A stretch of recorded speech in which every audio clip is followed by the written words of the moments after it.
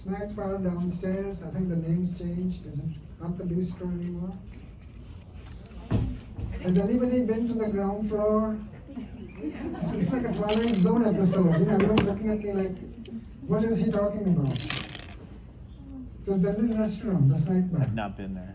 I've been in there. It's only open during lunch. Oh, it's not open Wait, now. didn't we have this conversation last week? Pizza and like salads. So there is no place to eat anything. So have you can take my advice. Remember my advice to pack a sandwich.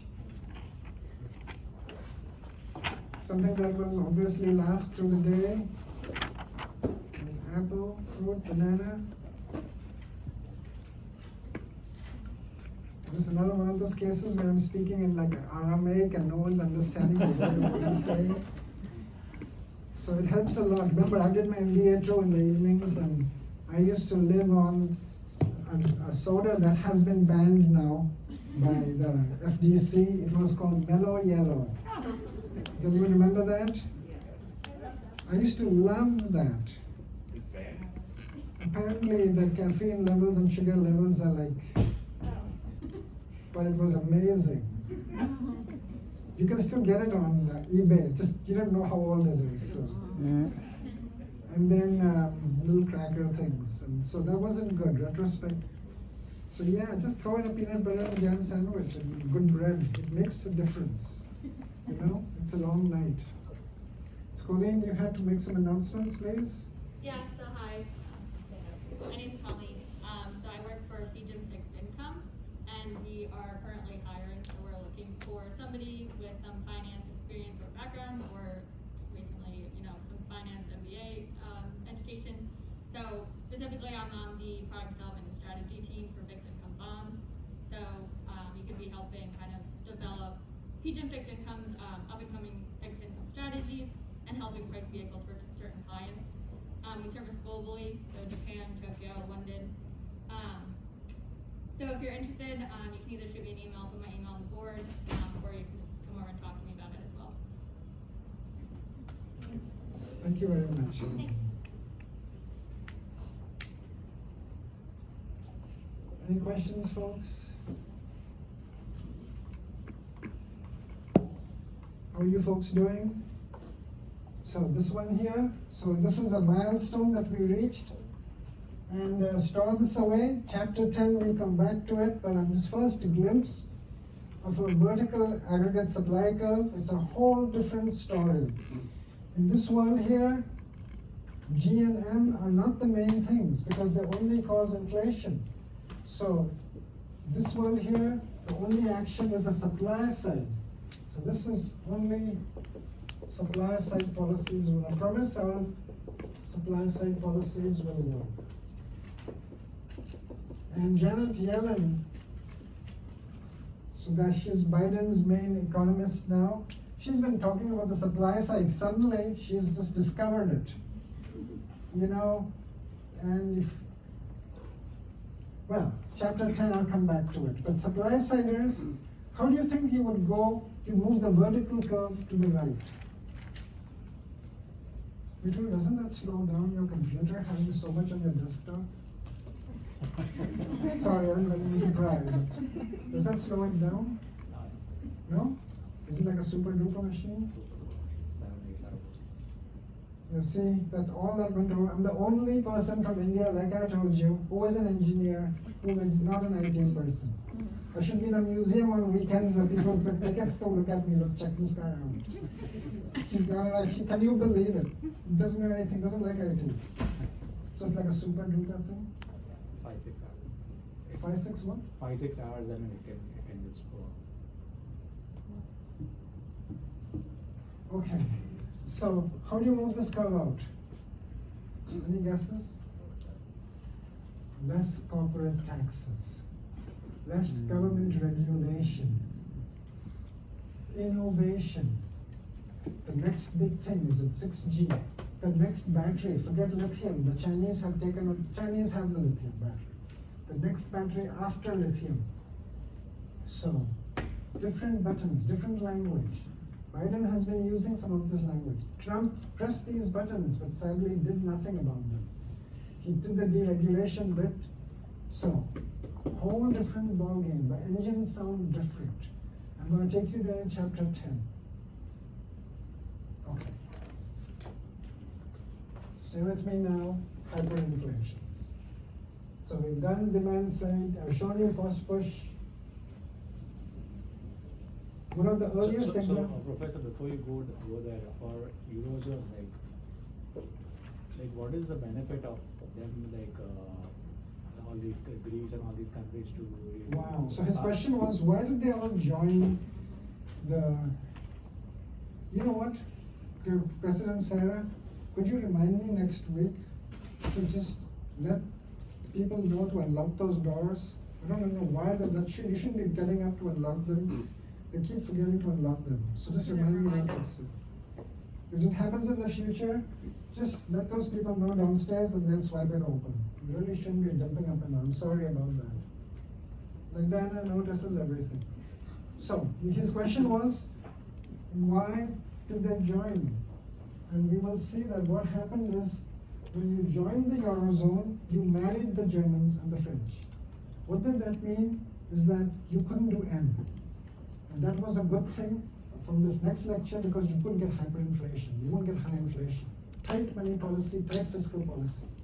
It's like you are studying hard, you got discipline. I'm hanging out, I don't have discipline. I'm following you around to the library. I'm doing whatever you do to get the discipline. And so they all tight the Germans. But you have the one size problem. The Europeans also had this fascination with being larger than America at that point. And so the bigger, the better. You also remember in the Eurozone, when they were all pooling together, that's a profound question you asked me. There were two things that changed. When they were all huddling together in the Eurozone and in the EU, there was the Soviet Union then. That was scary. That was trying to take pieces of them. Nothing has changed. And that was keeping them together. That was huddling them together. Soviet Union blew apart. So suddenly that force coalescing them together was gone. But so the Soviet Union was there, and when they initially made plans for the euro, there was a wall in Germany. It was only West Germany. So the Greeks and the Italians and the French could handle a smaller Germany. Suddenly, boom, that wall came down. And now they went, whoa, wait a minute. We were marrying into 1/3 of Germany. Now we married the whole of Germany. Suddenly they became huge. Gulp. Now they were calling the shots, but now they are calling the shots. So two equations changed. And one mistake that Putin has made, Halina, what's the name? Which country? Ukraine. Wow. So good luck. Good luck. He's not going to invade. I guess it was Ukraine, by the way. He's not going to invade, as I said last class, because the bonds are saying no. Let's hope this way. No. And plus, if somebody is really going to invade, would that person make such a fuss for 2 months? You invade quickly. You slip across the border. So, if there's an invasion, I'll throw away the midterm for you. But I sincerely think not. So with the mistake that Putin has made this time, what was happening is that the Europeans were like mad at us. Trump, of course, rubbed them the wrong way. That's the mildest expression I can come up with. And so they were like, enough of America. Well, now we are back together again. He has made NATO and the US come closer together. So it's backfired on him. So that is my take on that. So those equations anyway changed. Middle, Soviet Union went, and Germany's wall came down, and that's why things are so uncomfortable now. But when they were together, when it was formed, Soviets were binding them closer, and there was a wall. So always ECB, it's either Germany or France, like only do they get elected, or it's like a democratic? No. So what happened is, now they put an Italian in, and then after the Italian left, they put a Swiss lady in, Christine Lagarde, who is a disciple of Mario Draghi. So it's like another Turkish vegetarian monk in Texas Steakhouse. Doesn't work. But then does Germany have a leverage on how? Yeah, the Germans are going, when is our guy coming back in? You know, it's just a mess. It wasn't, the macro fundamentals were wrong. I told you, we've been there in the European Central Bank, and 2 of my students got lost in there. So when we come out, I'm to -2 students.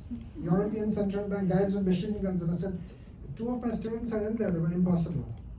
I said, no, 2 of my students are not here. This is impossible, it's the European Central Bank. And you know, guys with tiny little machine guns all over. I said, I'm telling you, it's impossible. Turns out it was possible. Only Rutgers MBAs.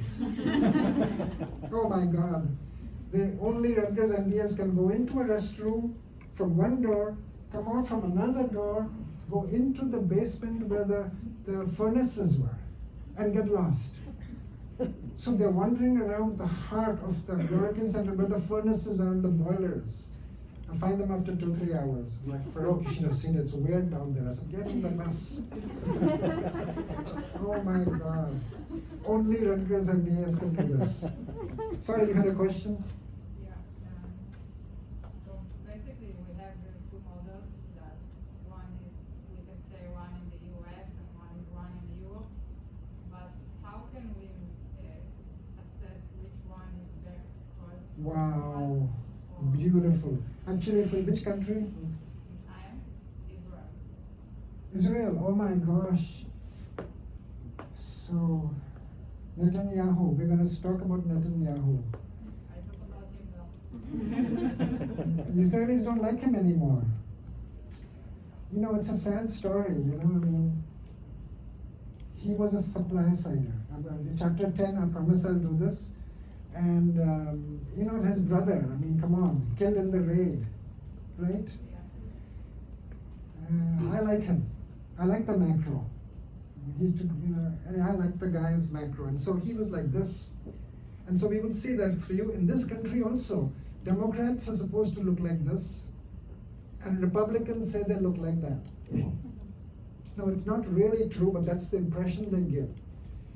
And we will see that it's called an identification problem, that both models can exist in the same country. So there's a great article, it's in the classics from Netanyahu, from Israel, some years ago, which we will do. Hang in there for a few more classes. I mean, just those ice cream scandal, right, Netanyahu? I mean, guys, that's nothing in this country. He ordered ice cream, pistachio, Champagne. huh? Champagne, candles. Champagne, or fine champagne too. You clearly don't like him. And then he charged it. That happens, this is not a problem here. Elections to get rid of, yeah. Oh, okay, so this is deep, these are deep clicks. Sorry. All right, stay with me here, hyperinflation. I promise we will do that, that's such a tough one. And Biden's people are talking supply side more and more. Okay, hyperinflation. So, Helena, how do you pronounce the name? Helena. So do your parents, grandparents talk about the hyperinflation? They all here. So, did they talk about it, the grandparents? Yeah. Were they there then? Back in the USSR? Back in when the Soviet Union blew apart? Right. My mom lost all the money. Do you have any of that money left? No. Okay, here we go, stay with me. Hyperinflation. This is maximum macroeconomic meltdown.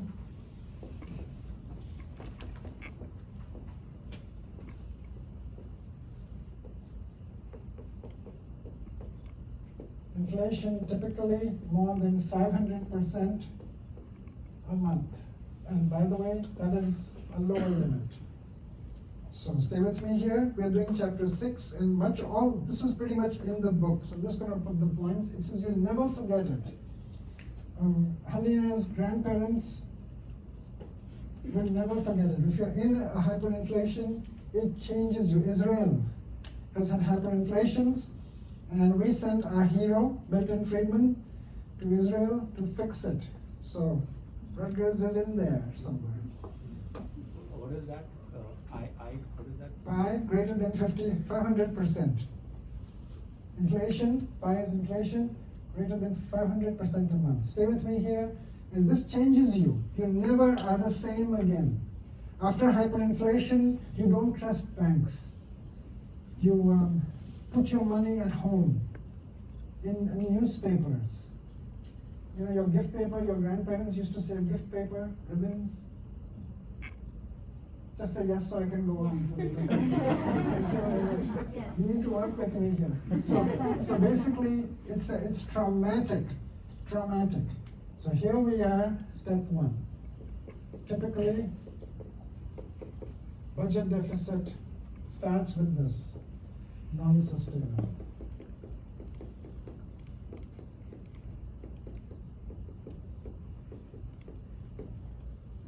And so what does that mean in plain English?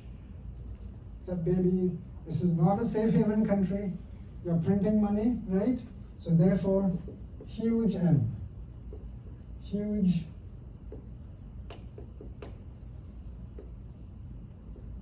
Step two, what happens next?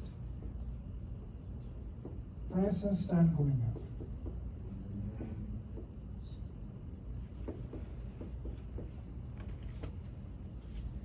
And what do consumers start doing? Prices are going up, 2% more a week, 2% more a month. No big deal right now. So what do consumers start doing? Reduce consumption. Yeah, reduce consumption, yeah. Jose? And so consumers buy now to kind of beat, might as well get it now. Next month it's going to cost more. So they buy now to beat future inflation.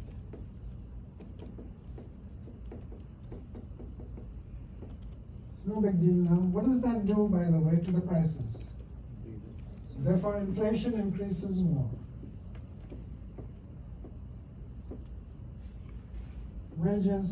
Wage pressure now.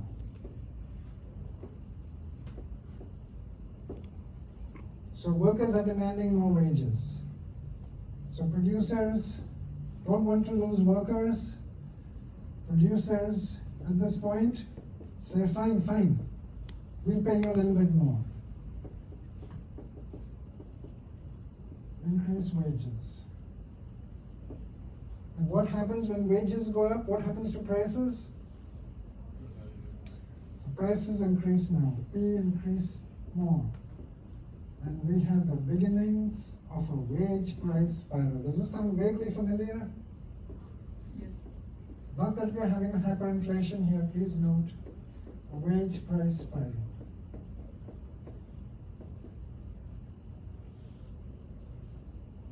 And step 4, what do suppliers do? Prices are now going up maybe 10%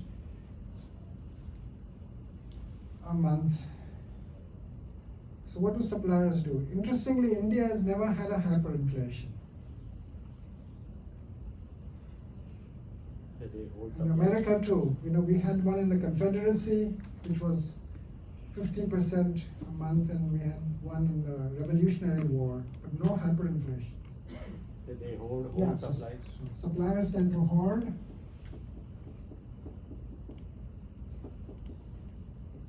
So the suppliers will say, don't sell the stuff now. Wait 2 weeks or 10 days and then put it up. And so when suppliers hoard, what happens to their prices? What happens in this diagram when suppliers are hiding the product in the bank, not putting it for sale?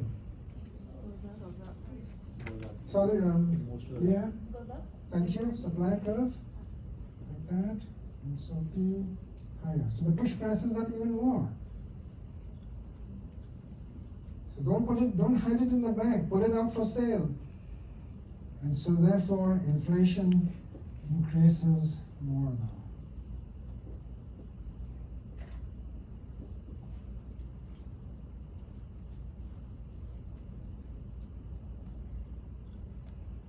And so when the former Soviet Union was blowing apart, if you were caught hoarding, the penalty was execution, by the way. Inflation reached, it wasn't preposterous at 1200% or so, but the penalty was execution, you would be shot. So they did it because it was convulsive, breaking apart, non-sustainability, not safe haven.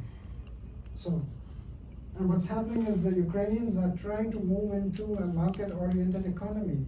Putin is trying to take them back. So it's really a clash of macro models that's going on there now.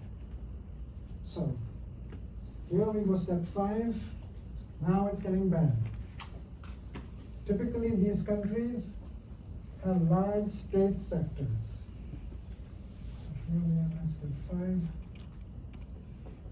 Typically, they have large SOEs. Eric, what are SOEs? State-owned enterprises. These are state-owned enterprises, and they're often inefficient. State-owned enterprises rely on huge subsidies.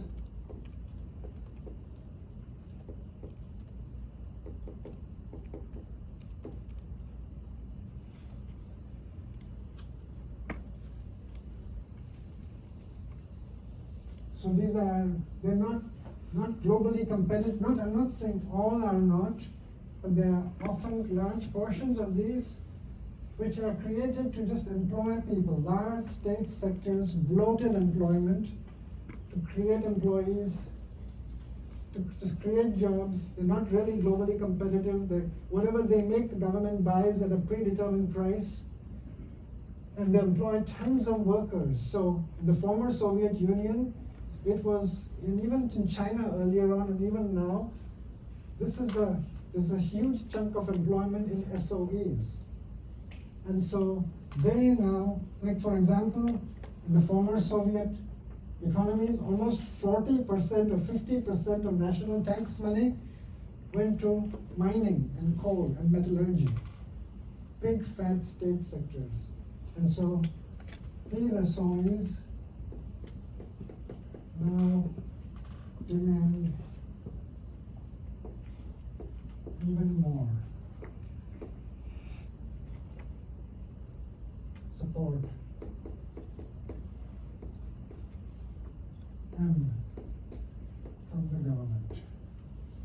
And we're talking of 40%, 50% of the workforce, by the way.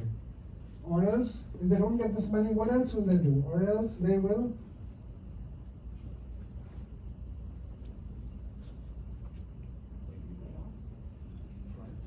sorry? Lay off workers? I thought it was workers. No, lay off? Lay off, well, yeah. So you come on, help us out, give us more price supports, give us more subsidies. Inflation is too high. We need help here. We are 40% of your workforce. If you don't, what will we do? Increase price. They can't, they strike, or else they go on a general strike. What's a general strike?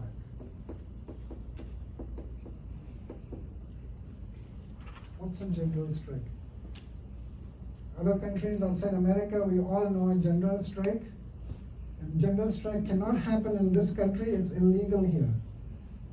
Come on. Solomon, so have you been to the Holy Land? I haven't, yeah. So, the treasure, what do you think happened? The treasure? They say it's in, some people believe it's in Italy. They still think it's in Hezekiah's tunnel. Have you been down in the tunnels? In Jerusalem? Yeah, you went in the tunnels. Yeah, the Western Wall tunnels. What? The wall tunnels? Yeah. Yeah. Alright, so what's a general strike? Come on folks.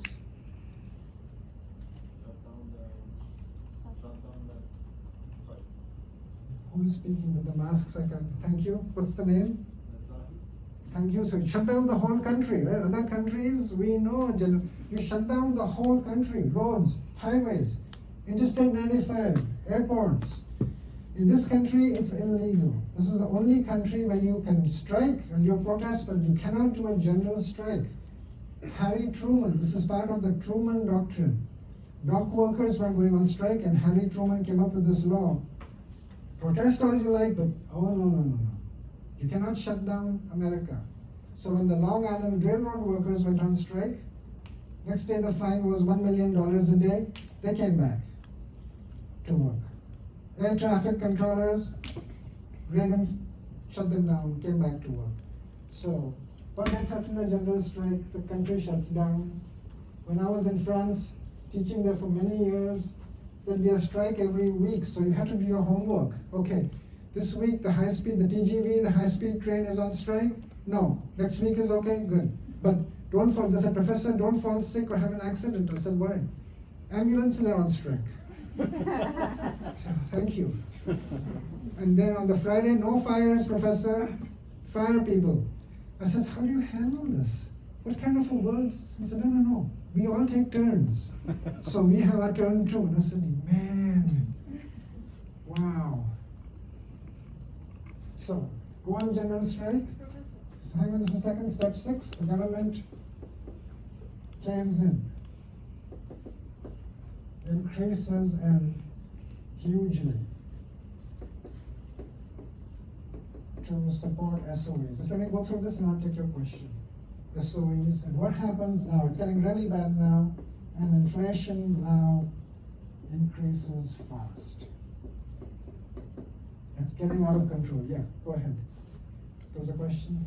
Yeah, I was just gonna say, why do these countries have so much this SOEs? Like, do they just not have enough entrepreneurs, or like, what is, like? No, so what happens, these are countries who are emerging, they're developing. Yeah. So when you're moving from an agricultural economy to a free market economy, you initially go through a stage where the government starts creating development zones. Yeah. And subsidizing it, and then those subsidies are supposed to go back and back, and you're supposed to be on your own. Yeah. What happens is, often in these countries, the governments realize that those big state sectors are going to vote for them. And the larger they are, they will say, okay, mining, I gave you 30% of the nation's tax revenues, remember me in the next election. Big block vote. And so hence the big thing to privatize. In India, for example, in China, Zhurongji, my hero in China, and so on. And Ukraine and Mexico and so on. Jose. Professor, what is your opinion about, for example, Saudi Aramco? Because Saudi Aramco is kind of a state company. Yeah, so please understand, the oil is a whole separate story. I'm going to hold off. The oil story is a complex story, but all SOEs are not inefficient. Some of the most powerful SOEs and powerful companies in the world started off as SOEs. I'm talking of in general, for example. In general. So here we are, inflation's increasing fast, and here we go all along. Capital and high-skilled labor now starts leaving the country.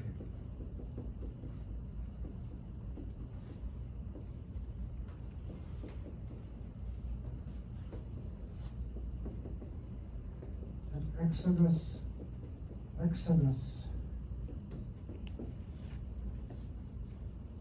So you are, anybody who looks like you in terms of education, gone. You're breaking your money and you're moving it as fast as you can. Inflation is moving fast now, it's out of control.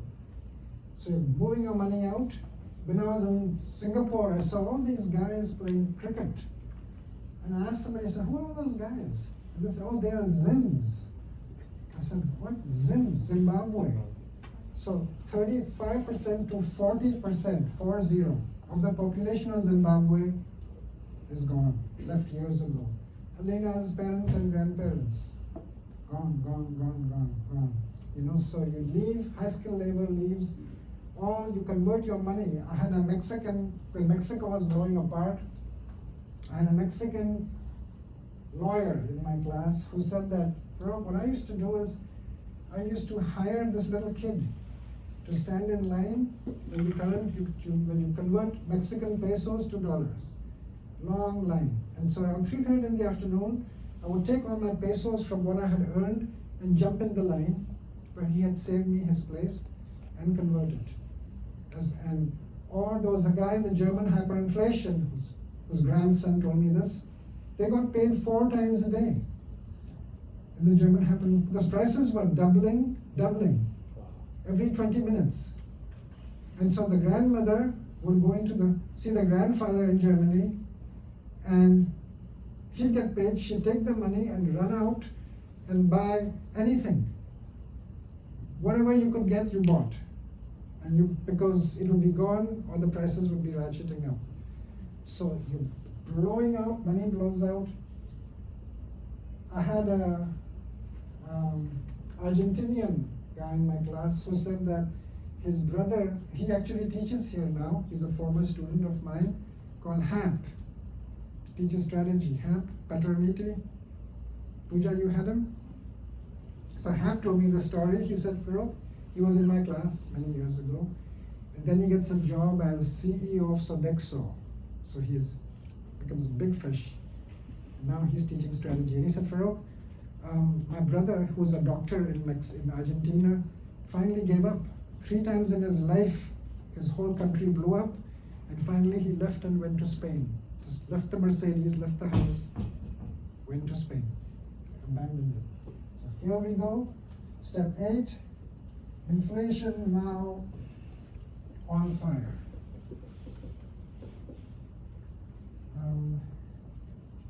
Currency collapses. So what does the currency collapse? Becomes really weak. Why?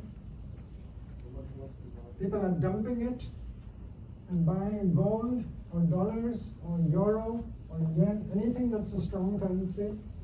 Currency collapses. Step 9.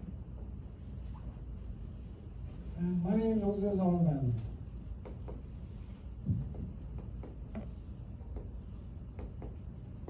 And the economy is now a barter economy.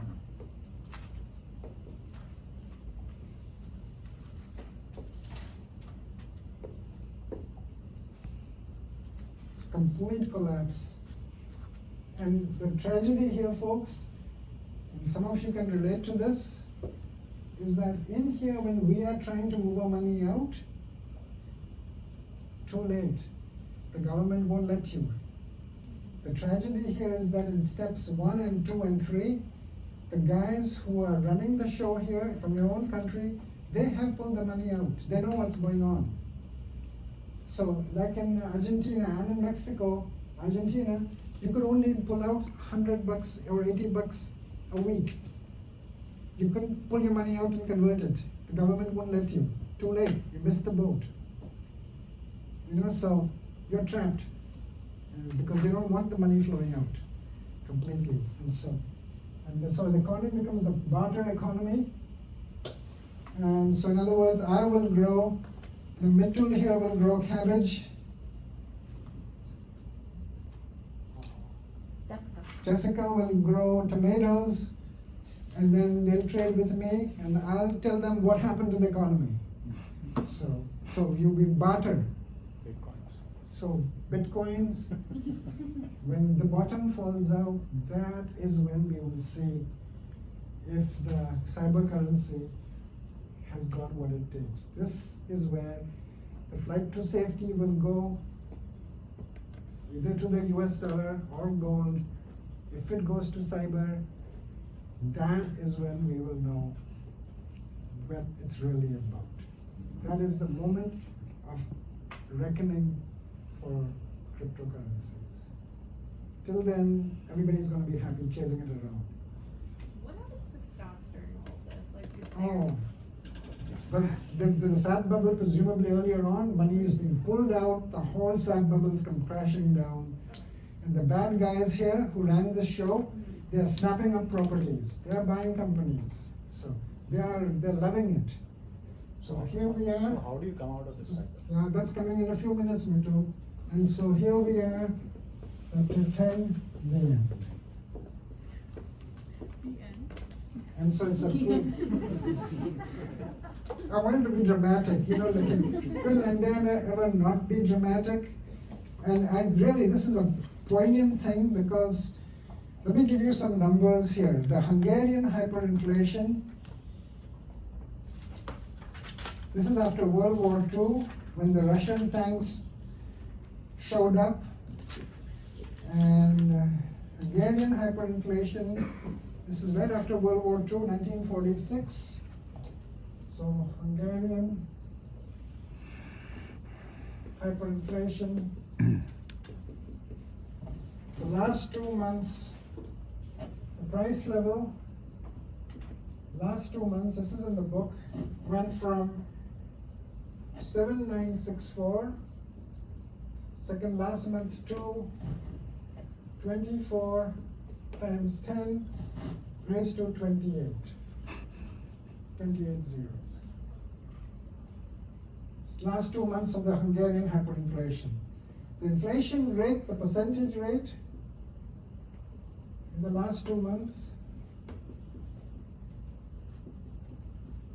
went from 8.4 times 10 to the power of 5% to 41.9 times 10 to the power of 15%. So what I'm saying, you see what I'm saying here? It's complete, utter gone. Money loses all value. We're not talking overheating, we're not talking stage 3 here. Stage 3 is a joke. There's no diagram for this. The diagram would be too horrible to draw. I don't even know how one would draw it. Money loses all value. So what happened in Germany after World War I? After World War I, does anybody know what the Weimar Republic, come on, what happened in Germany? Then They have hyperinflation after having to pay for all the issues from World War I, and their money went to zero. So thank you. So after World War I, the French insisted that the Germans be fined for World War I. Initially, the Americans said, look at the fines. There's no way they can make it. And the Brits said, don't rub it in. It's over. Just let it go. And the French said, no, we're going to fine them. And then the Brits said, all right, fine. And the Americans said, okay. So we put taxes on the Germans, fines. Keynes wrote a book around that time called The Economic Consequences of the Peace, in which Keynes said, hey, it's a little tiny booklet, and that's when he first became famous. And Keynes said, there is no way that the Germans can pay these fines. You really want to punish them? Make them build ships for you, dreadnoughts and high caliber guns and steel. These fines don't work. They're not going to pay them. They don't have it. French said, we will fine them. Fine them, go ahead, do it. So they fined the Germans. The Germans made one payment. The second payment, they went broke. So how did they pay for the second payment? They became yes, beautiful, Bedelia. Sorry, that's there. Puja, monetization. They basically printed money and printed money. Germans got all, countries get nationalistic. So yes, what happened is when the Germans couldn't pay, the French went back into Germany. They reoccupied, or they occupied the Ruhr, which is the industrial heartland. So German soldiers went into France and occupied the industrial heartland. Is that the Rhine? Yes, there was 40%, 50% of steel and metallurgy, all was in there. And so the German workers went on strike when the French came in. And so the French government said, go on strike, we will take care of you. The fatherland, Germany is the only country that's fatherland, all other countries are motherlands. So the only patriarchal country as opposed to matriarchal, anyway. And so the fatherland will take care of you. Yes. So they went on strike, taking care of meant printing money, and the hyperinflation happened, and money lost all value, and it was used to wallpaper Yeah, and I have it for you here. So it lost all value. It was used as wallpaper, and it was used to light fires because the paper value was more than the face value. And so I had to go on eBay to buy it. And so they only could print one side, the other side was blank because they couldn't print it. So I went on eBay, this is 10 million marks. And the guy on eBay said, I have one that's got shopping list on the back, it'll cost you more. And I said, how do I know you haven't written? Frühstück or Milch. How do I know that? Langdana is always thinking. I'll get the one for $27.50. So that's 10 million marks. And this is a bad thing. The end is not a good end. A dramatic, drastic regime almost always comes in. Somebody is blamed for the hyperinflation. Hitler, the Jews. They do not end well, as we know. So this is a nasty, nasty thing. So Weimar Republic, hyperinflation. I'm going to pass this around. And then I have the Zimbabwean hyperinflation. And I'm passing around $100 trillion. It used to be worth 75 cents, now it's worth $8. This is like an aluminized tourist kind of sample, but here it is. Pass it around. Professor. Yes. What about like when the U.S. went in and toppled like the Hussein regime? Is that a hyperinflationary situation? Just a very bad situation. Yeah, I mean, not just think of the museum, think of all those artifacts gone, all those lives. And there was no weapons of mass destruction. So that's when we start becoming the good guys. So we have a great opportunity now to be the good guys again with Putin's misstep. It's a misadventure in Ukraine. And so we'll talk about the Berlin airlift later on. And so maybe the Ukraine airlift with fracking and fuel. So Ukraine, so we actually, the government reached out to PSEG. Do we have anyone from PSEG? PSE? Just a second to see how much we can send them fuel in the winter so they don't have to depend on Putin. And we have the gas, the liquefied natural gas, but it's too expensive to ship it. It has to be super cool. So there was a plan to actually be the good guys again. Biden has a golden opportunity to make us the good guys again.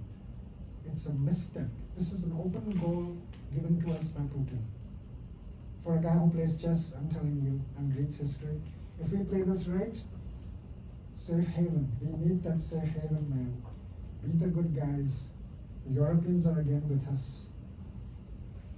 This can end well. Now, Biden needs to convey stuff like this. Bless his heart. What's happening in Turkey? Oh my gosh. Do we have Turks here? Oh my gosh. Yes, I'm going to take you to Turkey. Well, no. Yes, Turkey is melting down. Slowly but surely the bottom is falling out. And Turkey is going through this whole process. Anybody who can move money out of Turkey is moving it before the government says stop. And so they're moving money out.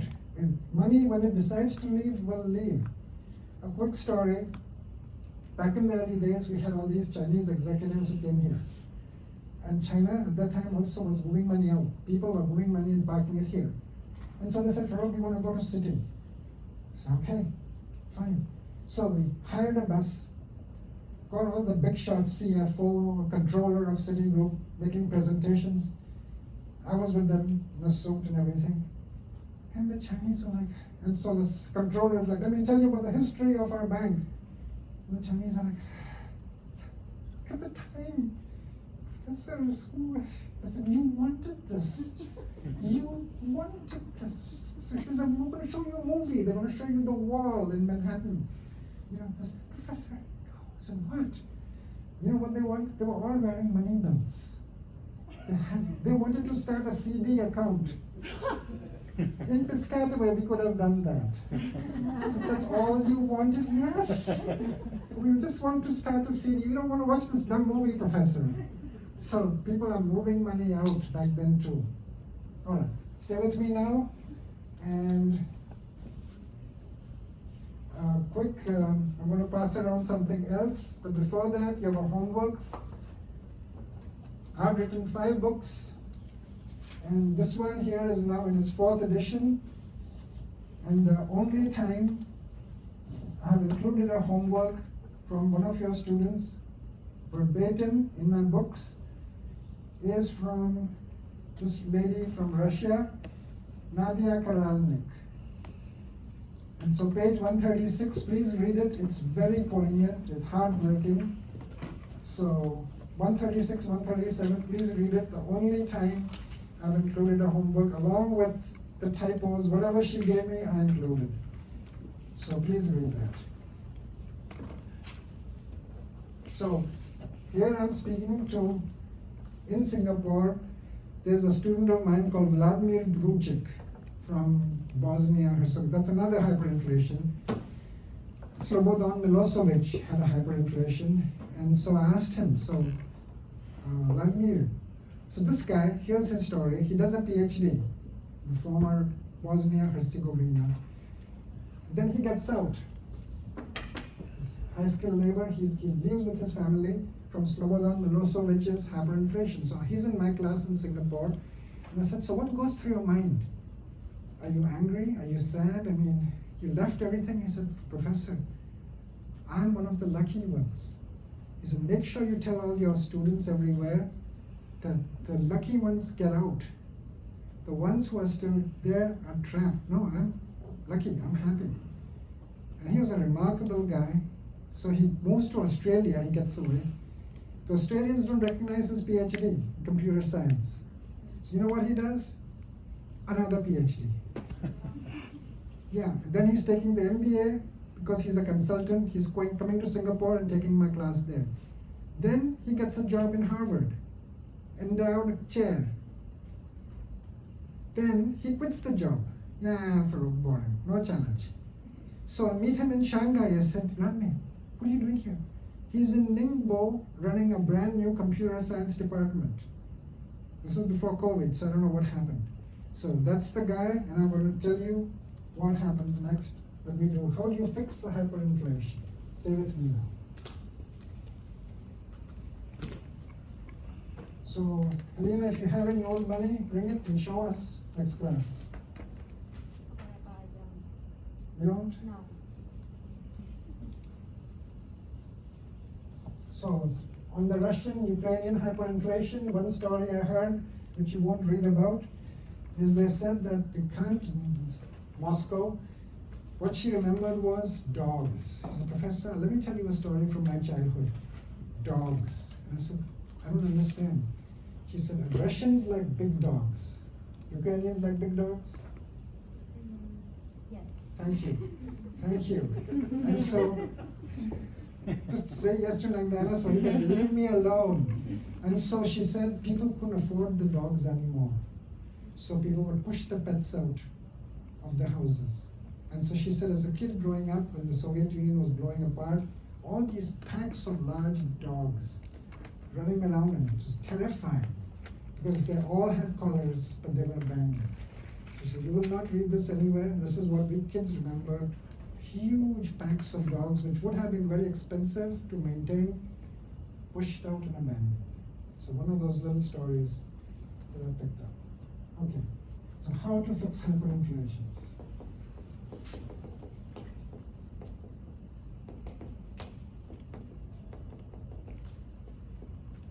And so here we go G minus T, non-sustainable. This is huge monetization. So this is a problem, and this is a problem. So, how do you fix it? Going back to Mitul's question. So, well, fixing this is easy.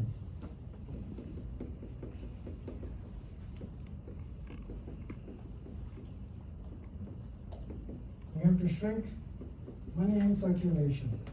How do you do that?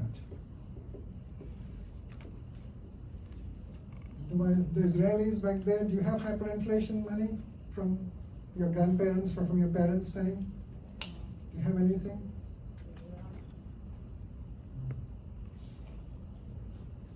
How to shrink money in circulation? Buy bonds. So basically, you introduce new money.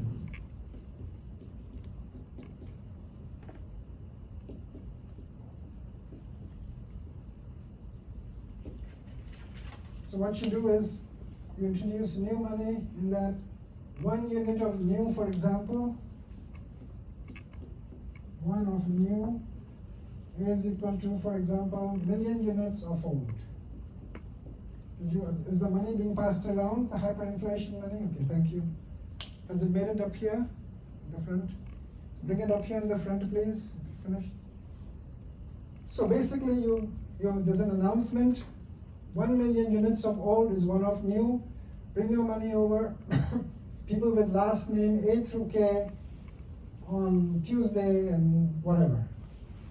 And so you can bring 2 million units, and then the rest of the money you throw away. So you convert money. Sometimes you put a stamp on the old money.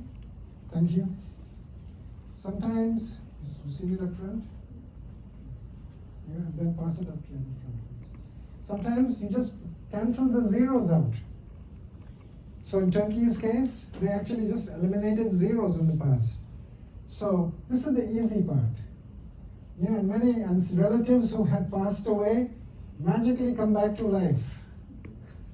Like it's given per family member, so magically there are all these resurrections. Oh yeah, she's my aunt. Yeah, she's my aunt. Give. And so, easy part. This, decreasing this is the hard part.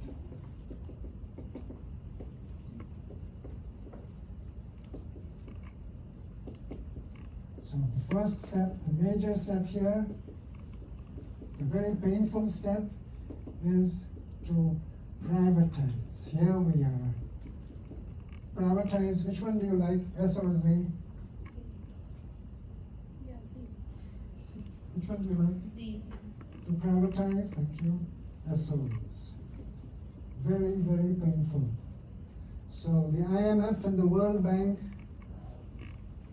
IMF, World Bank, they step in here and they help out, but they say, though, there's going to be some bitter medicine. You're going to have to take some serious action here. This is going to be, you need discipline. You've got to privatize. You can't have these big bloated state sectors. What's so painful about that? Why is that so hard? Christy, help me here. Quicklet, help me here. Yeah. Yes, people are going to be rioting. There'll be riots on the streets. Be burning the effigies of the IMF and the World Bank because that's going to cause unemployment. So very painful. Very painful. Will increase unemployment. There'll be more pain. So this is a very painful, this is not going to end easily. This is a bad situation. There'll be riots on the street. There'll be the IMF saying, privatize this, privatize that, and employment's going to fall. Not good. And so, Slobodan Milosevic, what he did in the former Yugoslavian hyperinflation, he kept introducing new money. Here's a question for you. New money like Brazil. No,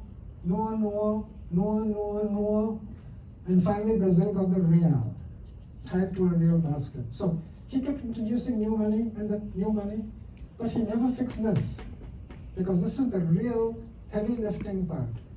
What do you think would happen? You don't fix this, but you introduce new money. What will happen here? Same cycle. The cycle kept increasing. It kept repeating.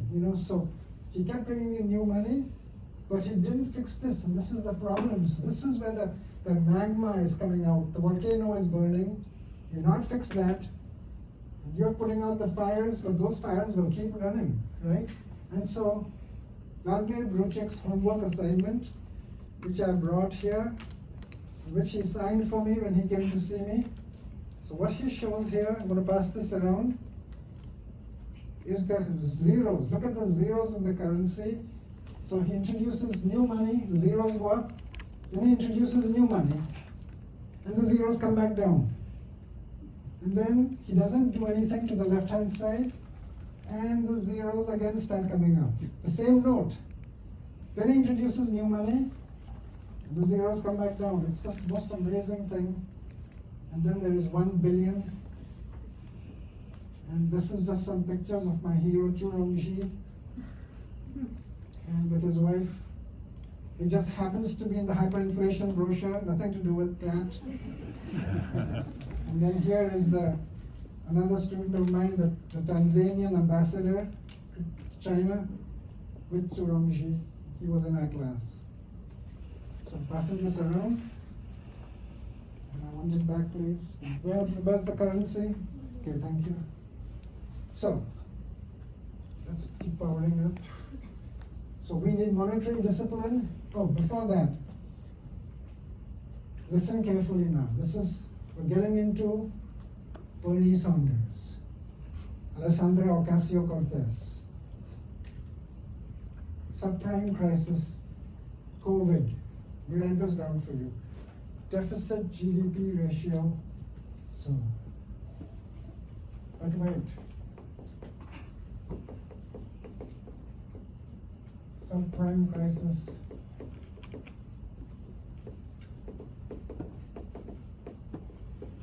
Deficit GDP around 12%. COVID,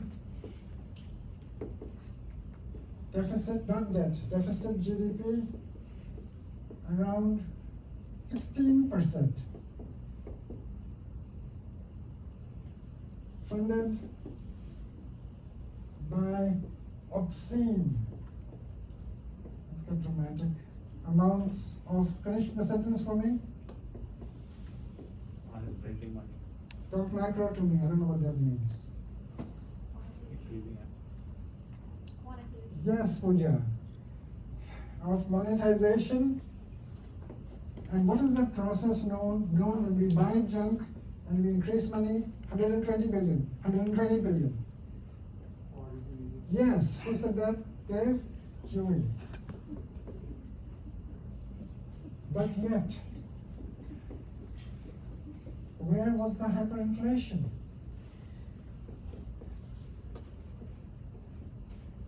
This is the biggest story in macro, which very few people talk about. And there's some amazing blogs by my favorite economist, me. So some are videos. The better ones are the ones I've written. So what happened? What happened? How come the sky didn't fall on our heads? And how come we dodged this big bullet? How did we pay? Remember your question? See, Mitchell, I do answer the questions. Some professors act like they'll answer later on and they never get back to it. Come on, what happened? You see the issue here, right? Well, and then, okay, fine, we went through the hyperinflation. According to you, the sky should have fallen on our heads then. Now at 16, 17%, nothing happened. So Bernie Sanders and Alessandra Ocasio-Cortez and Stephanie Kelton, who wrote a book called Deficit Myth, said, nothing happens. That 5%, and then economists are worrying too much. See, nothing happened. Bernie, they want green jobs, print money. Bernie, you want to give free college education? Print money, Bernie. And Bernie is going, yeah, of course, yeah, good, modern monetary theory. What happened? So all the countries are probably printing money, so. Yeah. The safe haven, yeah, but Dave, safe haven would bring in that much. We needed that much, so we printed money. Shravan, did you get the notes from last week? Great, great. Come on, guys. What happened? How come this guy didn't fall on our heads? Cave theory. Like Yeah, cave theory. we got the safe haven cave theory. Thank you. Come on, guys. This is a huge thing. What happens is, listen carefully now. So that money should have blown us off the map. All other countries too. What happens is, here we come to something called modern monetary theory. This is not in the book. We funded deficits by massive monetization, and the sky did not fall on our heads. Why? This is a deep click, by the way.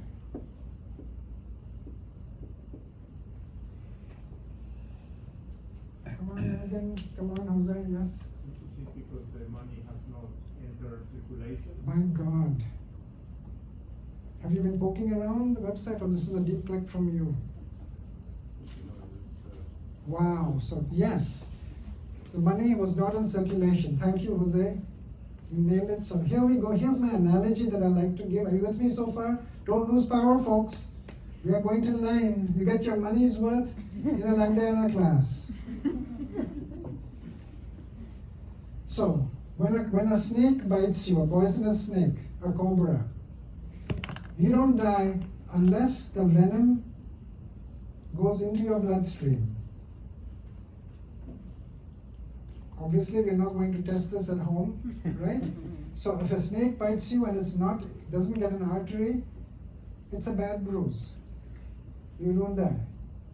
It only dies if the poison goes into your bloodstream. So my uncle got bit by a snake. I remember we took him to this guy, and he said, "Here, bite this." And he gave me like a hot pepper, and my uncle bit it, and he went, "Oh, this is hot." And the guy went, "He's fine." I said, "What does that mean?" He said, "Nervous system is fine. If you didn't taste it, then what would have happened? Then too late." It's not really why we brought him here, but thank you. I was thinking that if it was not too late, maybe you could do something about it. Anyway, so what you have here is this thing, the money has to go into circulation. We printed the money, and as Jose said, it sat there. People didn't borrow it. Businesses didn't spend it. What is that known as? Come on, deep click. The money is spent, interest rates are at 0, liquidity, massive liquidity, QE is happening, 120 billion, 120 billion, money supply, 120 billion, maybe 160 billion, nobody really knows. Wow, who said that? Wow, liquidity trap.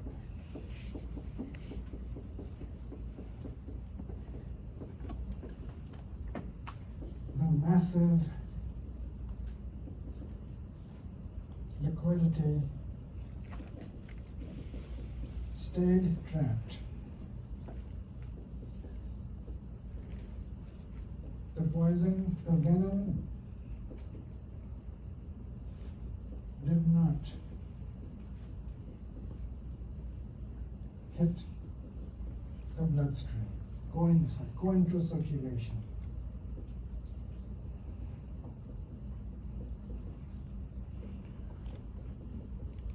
Hence,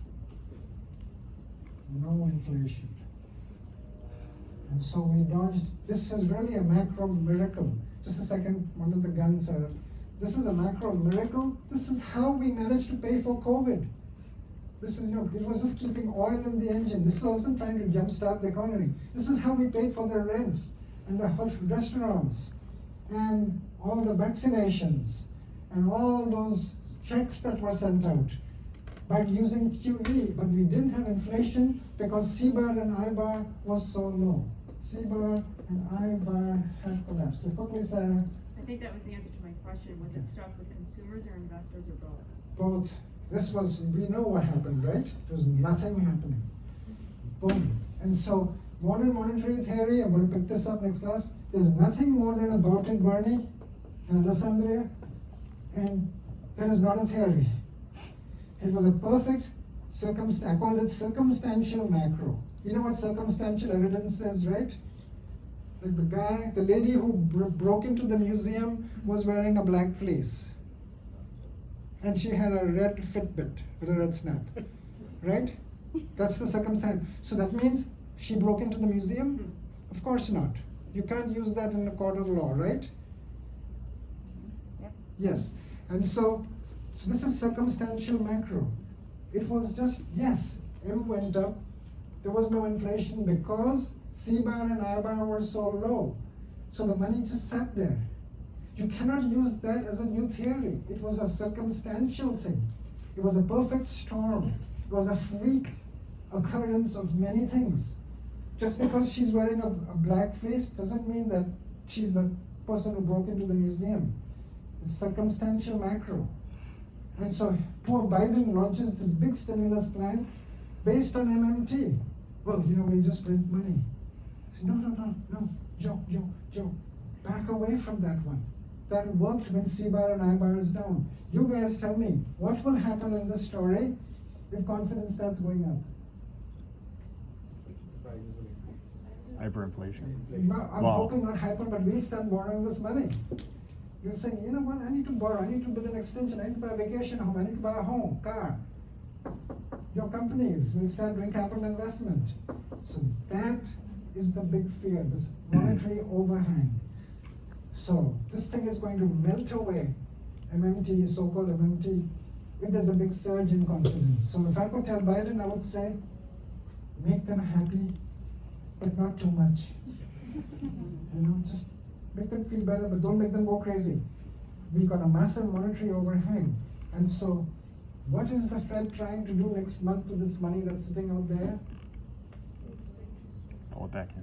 Suck it in, raise interest rates and start pulling this back, tapering, bringing this back and talking about it. They need to talk better than they do. The signal is even stronger than this action. The signal should be, there's liquidity out there, it's dangerous, because this economy is now firing on all cylinders. So too much of a good thing is not good for America. So we're gonna come out of this with exuberance, but not go crazy. Wall Street will love it. Oh yeah, they got it all in a handle. No, of course they don't. But that's what you do. You send the signal. The messaging is so horrible. So was it a good thing in terms of inflation? Yeah. That Wall Street kept all the money after 2008? Like the banks just quoted. Well, you know what? Yeah, thank you, Nick. Right? Yeah. So when we say liquidity trap, Nick, nobody was borrowing, and those guys weren't lending because they lost their shirts. So it was an endogenous thing. But the thing that was wrong and problematic was they gave themselves those bonuses. Like you read about in the last Confessions of a Quantitative Easer, right? And that was actually a problem thing. But this is a macro miracle. We dodged a bullet. The Japanese came up with this in the 90s, and nothing happened in Japan. C-bar and I-bar is low, liquidity trap, you print money. Especially if you're a country where people take your pieces of paper no matter what. So, but we can't use this as a habit. We can't bank on this, pun intended. And is that also why interest rates didn't go negative? Because banks were hoarding money. So even though quantitative easing, See, technically, remember the diagram I had that zero here? So technically, they should have been at like minus 3.5%. But for us, we have a lower bound of zero. So all this is the liquidity that's sitting out there. That guys like me are, this is what worries me the most. Not the supply chain problems, they'll be gone, we are on it. Not the C-bar, this is what's going to be worrying me. The next class we will see why we have inflation coming, we do long bonds, and we start ISLM. Thank you guys for hanging in there.